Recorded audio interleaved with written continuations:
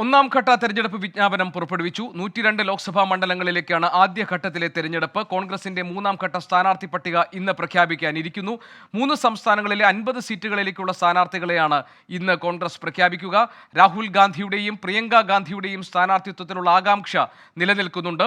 പ്രവാചക നിന്ദ പരാമർശത്തിൽ നടപടി നേരിട്ട BJP നേതാവ് നുപുർ ശർമ്മ റായ്ബറേലിയിൽ സ്ഥാനാർത്ഥിയാകും എന്ന വിവരങ്ങൾ വരുന്നു. മേനകാ ഗാന്ധി പിലിഭത്തിൽ നിന്ന് മത്സരിക്കും. വരുൺ ഗാന്ധിക്ക് സീറ്റില്ല. രാധാകൃഷ്ണൻ ഡൽഹിയിൽ നിന്ന് വിവരങ്ങളുമായുണ്ട്. ആർക്കെ, എന്തൊക്കെയാണ് ഏറ്റവും പുതിയ വിവരങ്ങൾ?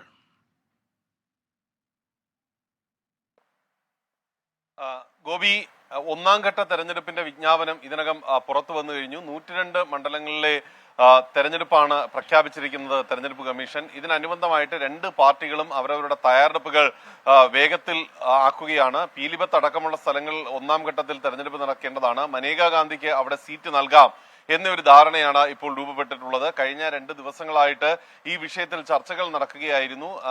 സംസ്ഥാന BJP ഘടകവും മനേകാ ഗാന്ധിയും തമ്മിലുള്ള പ്രശ്നങ്ങൾ അത് പറഞ്ഞു തീർത്തു എന്നാണ് ഇപ്പോൾ ലഭ്യമാകുന്ന വിവരം. ഇതനുസരിച്ച് മനേകാ ഗാന്ധി അവിടെ മത്സരിക്കും. പക്ഷെ വരുൺ ഗാന്ധിയുടെ കാര്യത്തിൽ മറിച്ചായിരിക്കും തീരുമാനം. വരുൺ ഗാന്ധിയുമായിട്ടുള്ള ഭിന്നതയിൽ ഏതെങ്കിലും വിധത്തിൽ ഒരു മഞ്ഞുരുക്കൽ ഉണ്ടായിട്ടില്ല. അതുകൊണ്ട് ആ വിഷയത്തിൽ വരുൺ ഗാന്ധി അവിടെ മത്സരിക്കുന്ന കാര്യത്തിൽ, ഈ ഉത്തർപ്രദേശിൽ മത്സരിക്കുന്ന കാര്യത്തിൽ ഒരു അനിശ്ചിതത്വം ഇപ്പോഴും നിലനിൽക്കുകയാണ്. BJPയുടെ സ്ഥാനാർത്ഥി പട്ടിക ഇന്ന് വൈകിട്ടേന് മുമ്പ് പ്രഖ്യാപിക്കും എന്നാണ് ഇപ്പോൾ അറിയാനായിട്ട് സാധിക്കുന്നത്. കോൺഗ്രസും ഇന്ന് അവരുടെ സ്ഥാനാർത്ഥികളെ പ്രഖ്യാപിക്കാനായിട്ടുള്ള യോഗങ്ങൾ നടക്കുന്നുണ്ട്. അതിനുശേഷമായിരിക്കും പ്രഖ്യാപനം. ഏറ്റവും ശ്രദ്ധേയമായിട്ടുള്ള മണ്ഡലമായി മാറുന്നത് റായ്ബറേലിയാണ്. റായ്ബറേലിയിൽ BJP ഇപ്പോൾ നിശ്ചയിച്ചിരിക്കുന്നത് നൂപുർ ശർമ്മയെ സ്ഥാനാർത്ഥിയാക്കാനാണ്. ഗോപിക്ക് അറിയാവുന്നതുപോലെ ഈ നൂപുർ പ്രവാചക നിന്ദ എന്ന പരാമർശവുമായി ബന്ധപ്പെട്ട് നടപടി നേരിട്ട ആളാണ്. അവരെ അതിനുശേഷം പാർട്ടി അങ്ങനെ വലിയ പരിപാടികളിലൊന്നും പങ്കെടുപ്പിച്ചിരുന്നില്ല. പക്ഷേ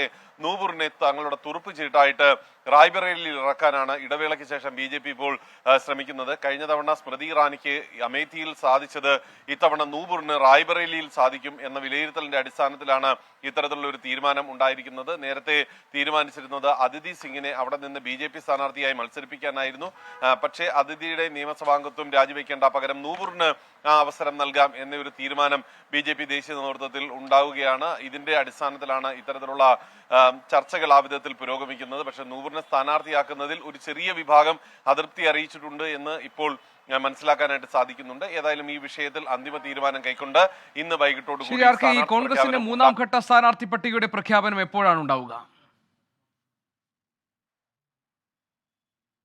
ഗോപി, കോൺഗ്രസിന്റെ മൂന്നാം ഘട്ട സ്ഥാനാർത്ഥി പട്ടിക അവർ വൈകിക്കുന്നതിന്റെ പ്രധാനപ്പെട്ട കാര്യം, ഈ സ്ഥാനാർത്ഥി പട്ടിക സംബന്ധിച്ച ധാരണ രൂപപ്പെട്ടിട്ടുണ്ട് എന്ന് നമുക്കറിയാനായിട്ട് സാധിക്കുന്നു. വൈകിപ്പിക്കുന്നതിന്റെ സാഹചര്യം ഈ BJPയുടെ അടുത്ത ഘട്ട പട്ടിക പുറത്തു വന്നതിന് ശേഷം പ്രഖ്യാപിക്കാം എന്നുള്ളതാണ്. ചില അതൃപ്തരായിട്ടുള്ള ആളുകളുടെ കോൺഗ്രസ് പ്രവേശനം അവർ പ്രതീക്ഷിക്കുന്നുണ്ട്. ഈ ഒരു സാഹചര്യത്തിലാണ് കോൺഗ്രസ് സ്ഥാനാർത്ഥി പ്രഖ്യാപനം അല്പം വൈകിപ്പിക്കുന്നത്. ഇനി BJP സ്ഥാനാർത്ഥികളുടെ പ്രഖ്യാപനം നീട്ടിക്കൊണ്ടുപോയാൽ കോൺഗ്രസ് പക്ഷേ ഇന്ന് അപ്പുറത്തേക്ക് ഈ പട്ടിക വെച്ച് നീട്ടില്ല. ഇന്ന് വൈകിട്ടിനുള്ളിൽ തന്നെ അത് പ്രഖ്യാപിക്കൂ എന്നാണ് അറിയാൻ സാധിക്കുന്നത്. ഗോപി, രാധാകൃഷ്ണനാണ് വിവരങ്ങൾ നൽകിയത്.